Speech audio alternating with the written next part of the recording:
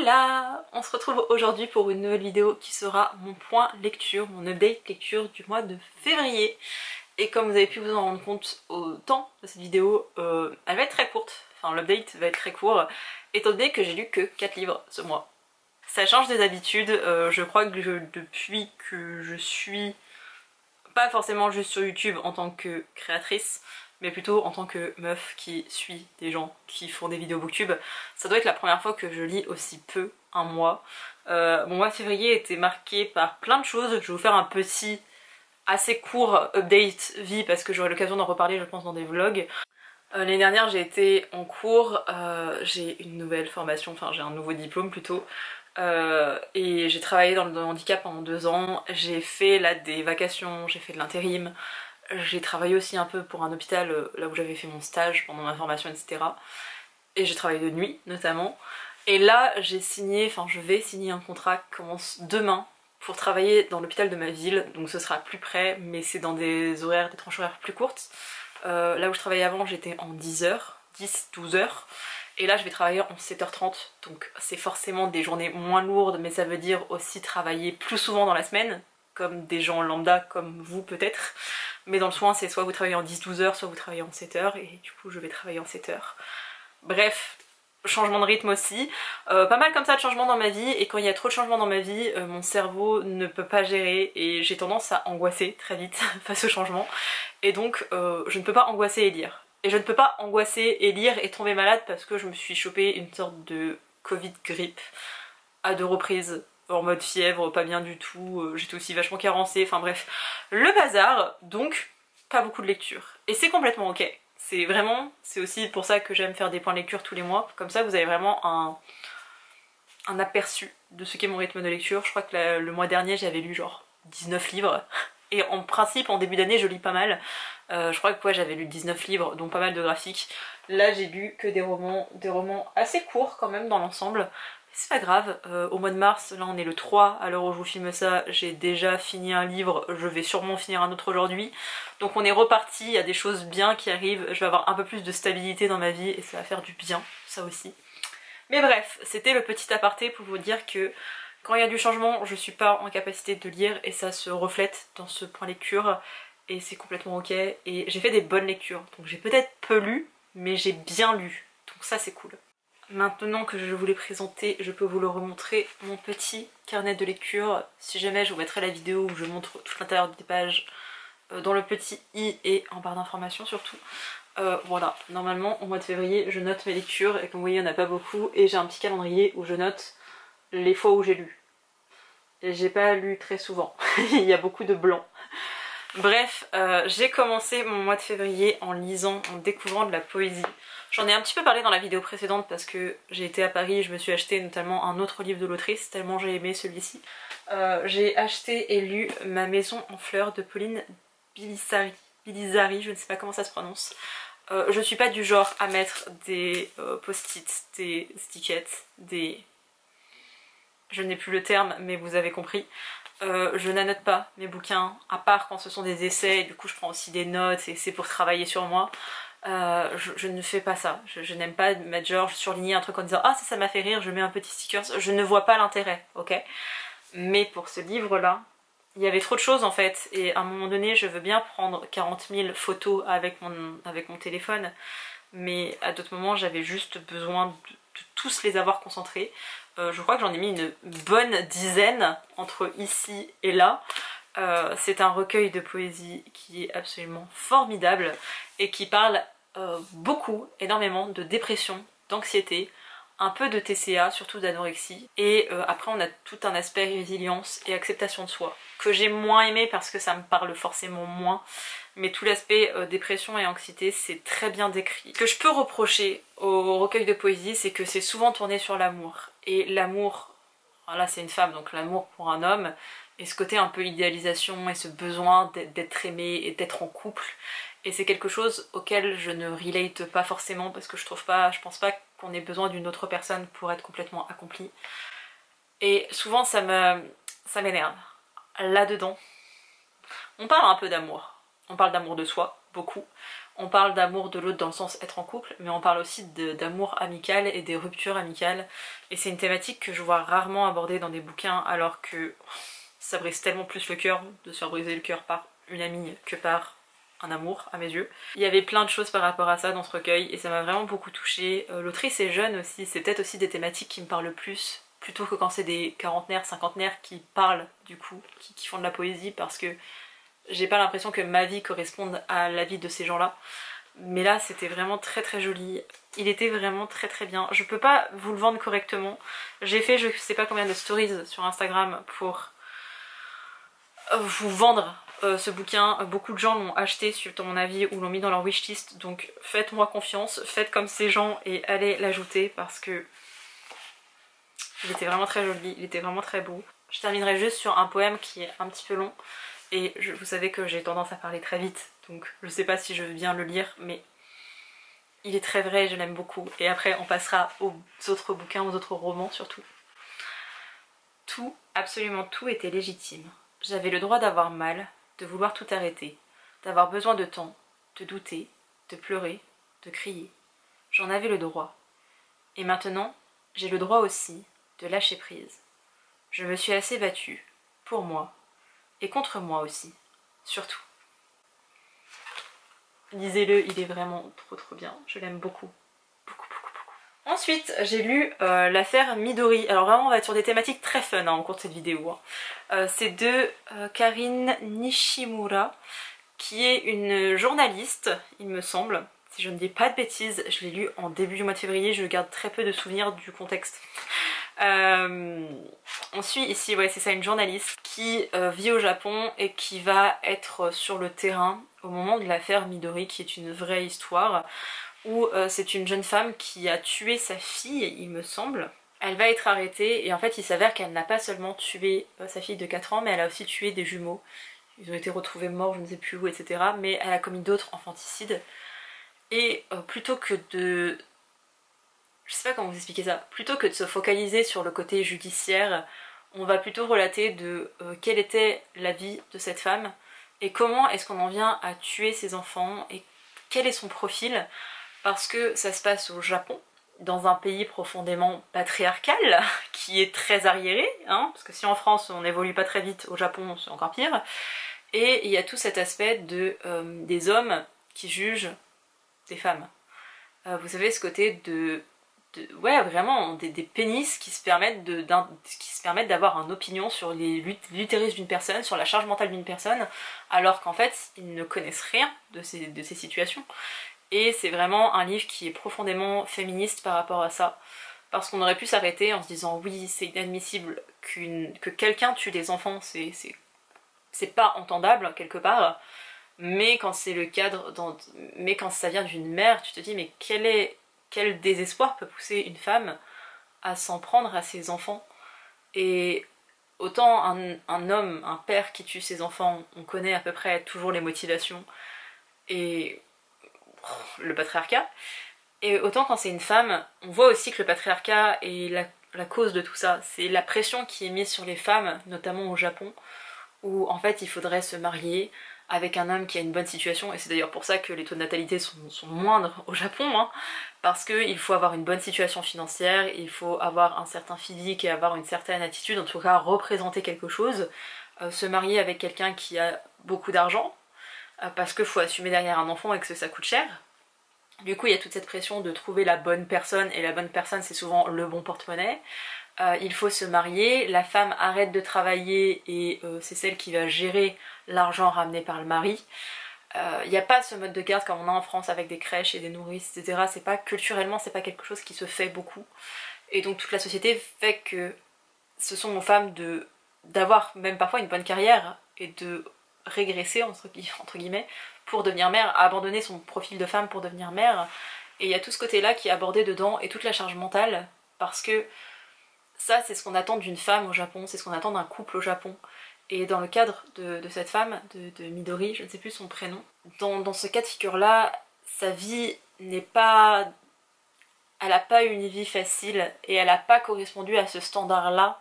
Et du coup, à chaque fois qu'elle essayait... en fait, elle a dû se battre pour avoir un petit peu de droit dans sa vie pour arriver à faire des choses, et c'est pas une vie forcément enviable. Et ce qu'elle a fait à ses enfants, ça reste un crime, on est complètement d'accord.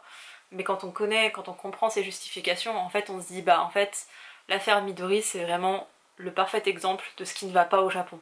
Il y a plein d'autres choses qui vont pas, il y a plein de choses qui vont pas aussi en France, mais ça reflète vraiment quelque chose qui cloche au Japon, et que les Japonais ne vont pas remettre en question.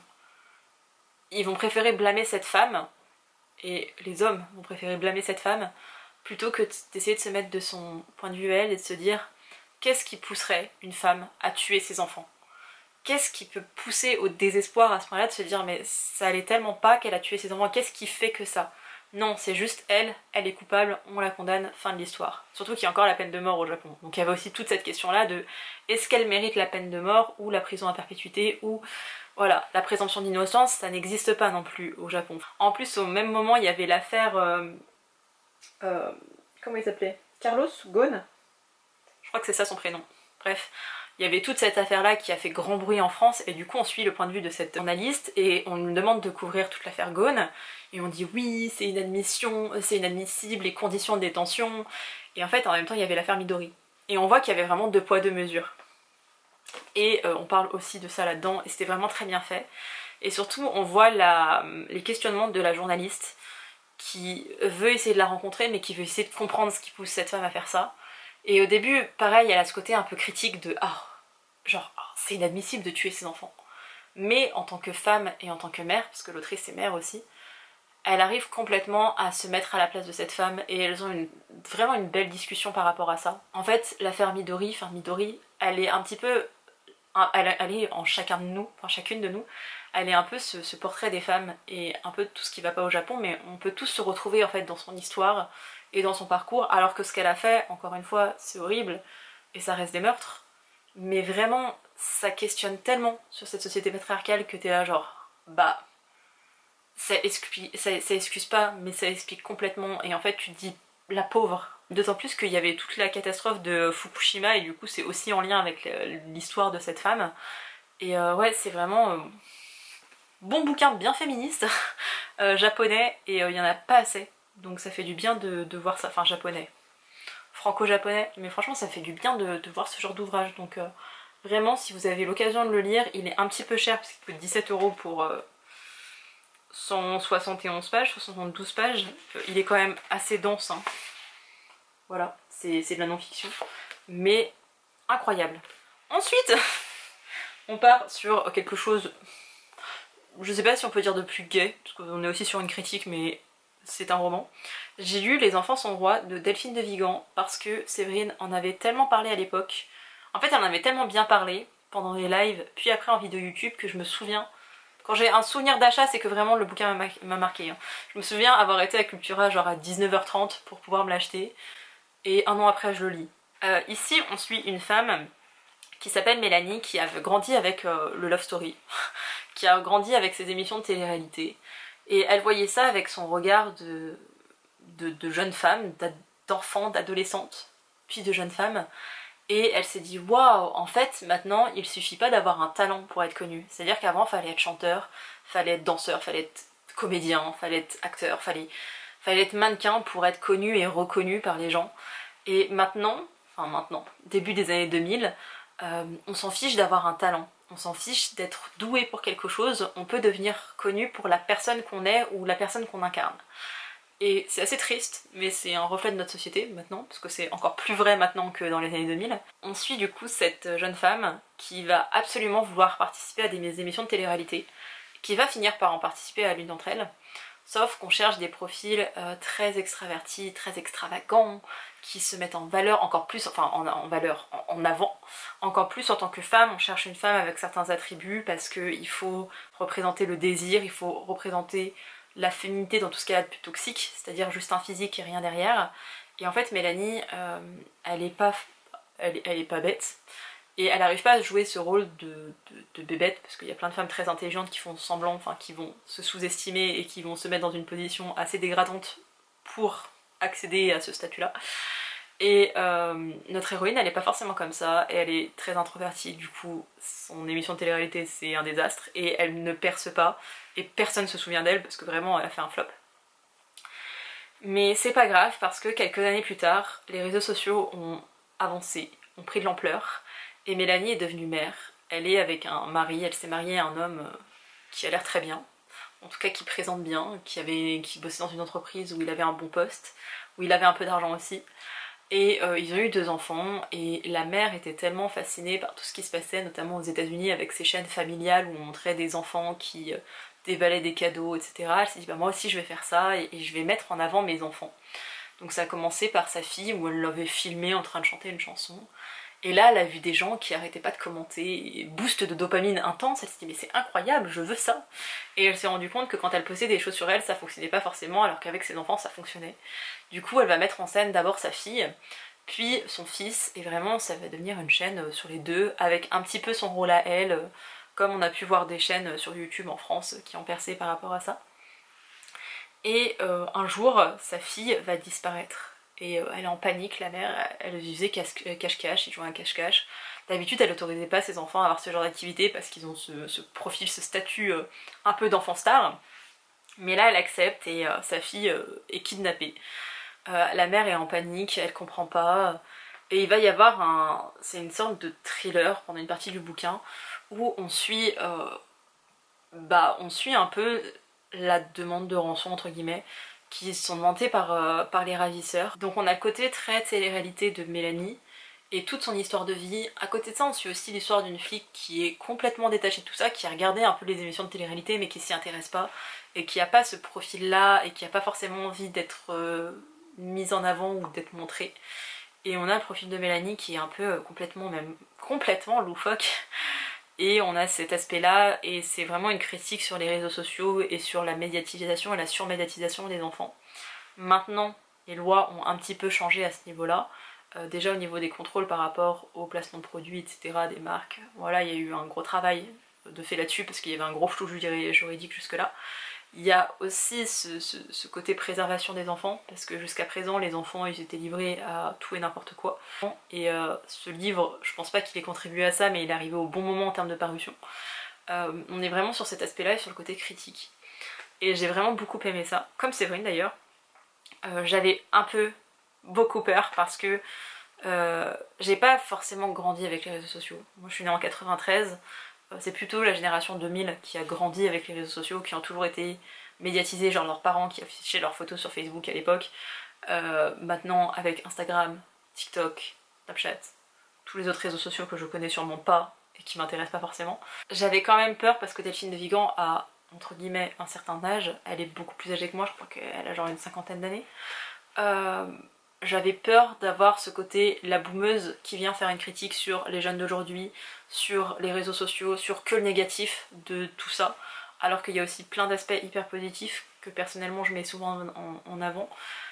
Et en fait on n'a pas du tout ce côté là, on n'a pas ce côté moralisateur. Après on peut l'interpréter comme moralisateur sur certains aspects, mais c'est pas... je pense pas que ce soit le but premier du bouquin, et c'est ce qui m'a plu. Après ce qui m'a déplu c'est que le côté enquête est hyper intéressant. Il y a vraiment un côté roman un peu à suspense en tout cas, que j'aimais bien.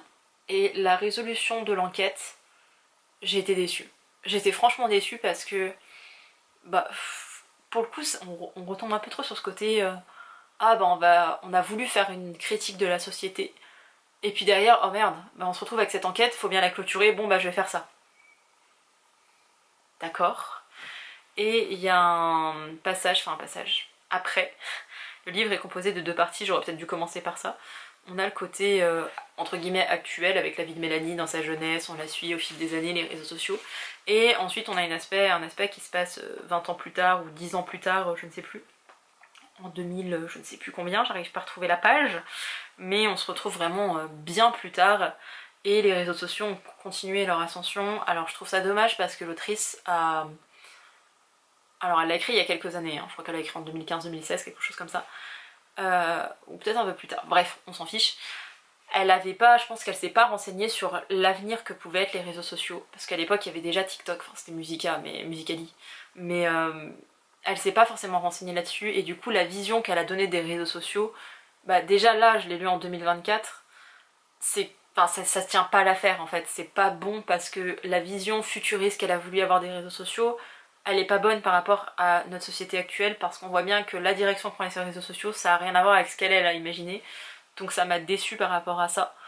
Et je trouve que cette dernière partie a pas forcément d'intérêt. On voit comment évolue la mère de famille, on voit comment évoluent ses enfants et le côté enfant star. Mais après je trouve pas qu'il y ait vraiment de conclusion à apporter à cette histoire là alors que la première partie du bouquin avait vraiment cet aspect là. Donc dans l'ensemble c'est une bonne lecture mais il y a quand même des choses où ça aurait mérité, je sais pas si c'est plus de travail mais ça aurait mérité que ce soit différent quoi. Donc c'était sympa, je vous invite à le lire parce que j'ai beaucoup aimé le côté réseaux sociaux. Mais ouais, déçue du tournant. Et enfin, le dernier livre que j'ai lu, je ne l'ai pas en ma possession parce que je l'ai revendu depuis, c'est Un lundi, Parfum Matcha, qui est un roman choral. En fait c'est une autrice dont j'ai oublié le nom, qui est japonaise, que j'aime beaucoup. Non, j'ai adoré l'un de ses livres, qui doit être dans le coin, il est là.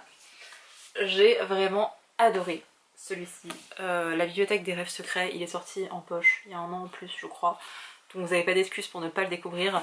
Il était incroyable et depuis j'ai lu 2 autres livres de cette même autrice que je n'ai absolument pas aimé. Et un lundi, Parfum Matcha. J'ai envie de dire un samedi, je ne sais pas pourquoi. Mais un lundi, Parfum Matcha, ça... saveur matcha. Je ne sais plus, vraiment tout est bancal dans cette fin de vidéo. Je l'ai pas forcément aimé. On est dans un roman choral où on suit un homme qu'on appelle Master, je crois, qui est propriétaire d'un café, qui vend notamment du matcha, mais c'est un café de manière générale. Et on va suivre cet homme un peu de manière éloignée. C'est cet homme qui relate plus ou moins ce qui se passe dans le café et on va se focus sur une personne. Et après, cette personne, elle va rentrer en interaction avec d'autres gens et on va suivre, par exemple, quelqu'un avec qui elle a plus ou moins sympathisé. Et cette personne, elle va nous faire suivre, genre son ami ou son mec, qui va nous faire suivre quelqu'un. Et en fait, à chaque fois, c'est ce qu'on appelle un roman choral. Je vous explique complètement le principe d'un roman choral. Mais c'est des histoires qui sont pas complètement connectées les unes aux autres, mais qui sont pas non plus complètement éloignées. C'est un procédé qui est super sur le papier, enfin genre dans l'idée, mais que je trouve... Personnellement, je n'aime pas ça en fait. Autant dans celui-ci, j'aimais beaucoup ce côté choral parce qu'il faisait sens et il y avait vraiment ce truc de c'est une bibliothèque avec un personnage qui reste toujours la même, qui est attachant et on a des personnes aux alentours qui changent mais ça avait vraiment ce côté nouvelle et on avait ce côté très fixe. Tandis que dans Un lundi Parfum Matcha, on est quand même plus éloigné de tout ça parce que parfois des histoires ont vraiment rien à voir les unes avec les autres. Et je trouve que le café, qui est un peu l'élément central avec du coup Master, on n'a pas... Je trouve pas que les personnages soient vraiment connectés à cet endroit et je trouve pas que cet endroit là change leur vie comme c'était le cas par exemple avec la bibliothèque où ça changeait leur vie. Le bouquin et la conversation qu'ils avaient avec la bibliothécaire, ça avait un impact positif sur leur vie mais il y avait un impact sur leur vie. Là c'est vraiment une sorte de recueil de nouvelles qui parfois sont en lien les unes avec les autres, parfois pas du tout. Et on est juste là-dessus, et c'est pas mauvais, mais c'est pas bon. Tu le lis, tu passes un bon moment, mais ça va pas plus loin. Et j'ai pas de souvenir... J'ai pas de souvenir en fait de la lecture que j'ai eue. Je me souviens d'une seule des nouvelles, parce qu'il y en a je crois 10 ou 12. J'ai qu'un seul souvenir d'une nouvelle parce que c'était une jeune femme, enfin une femme, qui avait un magasin de lingerie, et c'est la seule chose qui m'a marquée parce que du coup on était sur ce côté... de prendre soin, entre guillemets, en tant que femme, et tout ce que peut apporter la lingerie, pas forcément le côté sexy dédié aux hommes, et cette idée-là qu'on peut avoir de la lingerie, mais vraiment dans le côté le maintien, la féminité, de se sentir belle, de se sentir désirée. Et il y avait cet aspect-là que j'avais beaucoup aimé, que je n'avais pas vu dans des bouquins japonais, mais c'est la seule chose, et c'est vraiment, allez, 2% du bouquin. Donc voilà, c'est pas désagréable. Si vous aimez les romans chorales, si vous aimez les romans japonais, vous passerez un bon moment, mais j'ai du mal à croire que des gens puissent avoir des coups de cœur pour ce genre d'ouvrage. Pour moi c'est impossible. C'en est tout pour la partie update. C'était les 4 livres que j'avais lus, et finalement la vidéo est un peu longue parce que je me suis un peu plus étendue aussi comme il y avait moins de livres. Je suis partie après sur autre chose. Déjà j'ai commencé, je n'ai pas la couverture, je vais vous la montrer. j'ai commencé Ces promesses maudites, qui est en réalité un diptyque. Je l'ai appris après avoir commencé le livre, forcément. Et c'est pas grave, je l'ai tout juste attaqué, j'en suis arrivée à la page 49. C'était bien. Ce que j'aimais beaucoup, c'est que ça avançait très vite.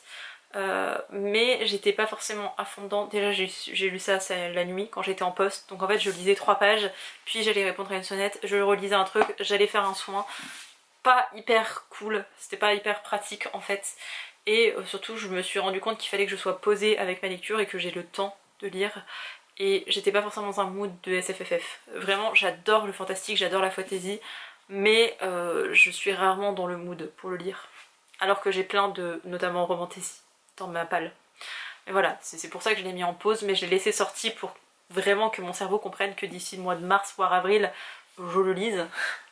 Et je suis partie ensuite sur un livre que j'ai un peu plus avancé, mais c'est un livre qui est assez dur et je pense que c'est ça qui m'a mise aussi plus ou moins en panne de lecture. Il y a le côté beaucoup de changements, l'angoisse, la maladie derrière, mais il y avait aussi ce côté de j'ai pas eu le livre, vous voyez. Parce que là j'ai lu un livre en quelques heures seulement et je suis partie sur une autre lecture. Je sais, je vais le lire aussi très rapidement. Donc ça dépend aussi des lectures qu'on fait et du moment où on les fait. Je me suis lancée dans Tant que fleuriront le citronnier, pardon. J'en suis arrivée à la page 256 sur 430 pages je crois. Alors, j'ai vu énormément d'avis positifs sur ce bouquin en anglais, enfin des francophones, ouais des francophones, qui l'avaient lu en anglais à l'époque, qui étaient hyper hypés par le fait que Nathan le publie. Et du coup j'avais quand même des attentes derrière, mais j'en avais pas trop parce que c'est un récit qui est certes de la fiction, mais qui s'appuie sur des faits qui sont réels, puisque ici on se trouve en Syrie, en pleine guerre, et on suit une jeune fille qui voulait faire pharmacienne, qui a fait une première année à la fac, et ensuite la guerre s'est déclarée, et bah, elle se retrouve à être médecin / chirurgienne, un peu malgré elle, et en même temps bah, elle peut pas faire autrement. Sa mère est morte, son père et son frère sont emprisonnés. Bon, en prison, période de guerre en Syrie, le taux de survie est pas très fort, hein, pas très haut. Et elle vit avec sa meilleure amie qui est aussi la femme de son frère, qui est aussi sa belle-sœur. Et sa belle-sœur est enceinte. Donc on suit cette jeune fille qui a genre 19-20 ans, qui vit avec sa belle-sœur, qui est enceinte, dans un pays où l'insécurité est constante, où elle était censée, enfin elle était promise à un homme, je ne sais plus comment elle s'appelle, Salama. Elle était promise à un homme et finalement ça ne s'est pas fait parce qu'il y a eu la guerre, elle a perdu sa mère, elle voit des gens blessés et des gens morts tous les jours. Elle est dans un état de famine extrême et le truc c'est que ça c'est de la fiction, mais quelque part c'est pas de la fiction parce que ça existe vraiment, il y a vraiment eu cette guerre et il y a vraiment des conflits encore maintenant avec la Palestine, c'est ce qui se passe. Ouh, essayez de pas pleurer en vidéo. Mais c'est ce genre de thématique où c'est hyper important d'avoir des bouquins qui relatent de ça dans un univers de fiction. Mon problème à moi c'est que je sais que c'est pas que de la fiction et j'ai beaucoup de mal à voir ça que comme une œuvre en mode tu vas passer entre guillemets un bon moment de lecture et oui ça te touche mais regarde le message derrière, j'arrive pas à me détacher en fait de la réalité. Donc c'est très bien, j'aime beaucoup ce que je lis, mais alors j'ai lu les 100 premières pages d'un bloc mais derrière maintenant je lis 20 pages par 20 pages de temps en temps, vraiment plusieurs jours, c'est cool à chaque fois. J'ai du mal à revenir dans ma lecture, pas parce que le récit n'est pas bien, mais parce que vraiment je suis trigger par les situations. C'est pas non plus des détails très crus et mis à l'extrême pour choquer et pour rendre mal à l'aise, c'est vraiment pas le but de l'autrice et de cette histoire, mais il y a quand même des détails où parfois oui c'est sanglant et oui tu vois que des enfants meurent parce que dans une guerre des enfants meurent aussi et il n'y a pas de justice parce que les civils n'ont rien demandé à personne et en même temps il y a cet amour du pays et dans le cas de Salama elle est là mais est-ce que je dois fuir mon pays, qu'est-ce que ça va dire de moi, et j'ai encore mon père et mon frère dans ce pays et j'aime ce pays, je l'aime profondément et qu'est-ce qui m'attend ailleurs, et si on part, et même pour ma belle-sœur, il y a plein d'enjeux en fait. Et à côté de ça on suit Kenan, je pense qu'on prononce comme ça, je suis désolée si j'écorche les noms, qui lui aime aussi beaucoup son pays. Ses deux parents sont morts. Il a un petit frère et une petite sœur. Une petite sœur qui a un petit rayon de soleil un peu. Et un frère qui s'est complètement enfermé dans un mutisme. Et lui, Kenan, il décide de documenter ce qui se passe en Syrie. Il n'est pas journaliste, c'est un jeune qui aussi aurait dû faire des études dans le cinéma je crois, mais qui va se, entre guillemets, réapproprier cette guerre et son but c'est vraiment de montrer au monde de bah ma Syrie c'était ça, et là c'est la Syrie de la guerre, et voilà ce qui se passe, ce qui nous arrive, et c'est ça notre réalité maintenant. Et c'est vraiment poignant parce que c'est deux destins qui sont très différents et en même temps qui se rejoignent.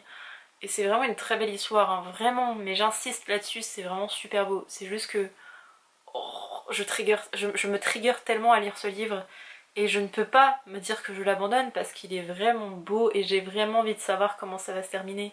Juste, je le lis avec parcimonie, je le lis quand je me sens prête à le lire et j'arrive pas à le bouffer et ça me désole parce que j'aimerais pouvoir le finir et vous en parler, vous donner un avis complet sur cette œuvre, mais je voulais quand même l'inclure dans cette vidéo parce que déjà j'aime bien vous parler des livres que je suis en train de lire et aussi parce que vraiment il est hyper important. Mais si comme moi vous avez du mal avec tout ce qui est la guerre et tout ce qui a vraiment une connotation de c'est la vraie vie, bah passez peut-être votre chemin en fait pour le coup. Et je vous disais que je pensais lire, terminer un livre tout bientôt. Je suis aussi sur Féline, que je vous ai montré dans ma précédente vidéo, si j'ai bien fait mon travail. Je l'aime bien, j'aimerais bien le finir ce soir parce que, enfin dans l'après-midi parce qu'il est pas très tard. Il fait 165 pages je crois. Je sais pas, parce que là j'ai très envie aussi de me poser un peu et de me relaxer. Mais on verra, de toute façon il sera lu je pense dans les jours qui suivent, vraiment tout bientôt. Et de toute façon je vous donnerai mon avis soit dans un vlog, parce que ça fait longtemps que j'ai pas vlogué, ça pourrait être sympa de faire ça, une semaine un peu random. On va attendre que je m'installe un peu au travail. Soit vous aurez mon avis dans mon bilan lecture du mois de mars, donc pas avant début avril. Et voilà, c'en est tout pour cette vidéo, qui n'est pas si courte que ça, je suis désolée. Comme j'avais le temps de parler de ces livres, je trouvais ça important de m'étendre un petit peu plus sur mes avis aussi. J'espère que cette vidéo vous a plu et moi je vous dis à bientôt pour une prochaine. Bye!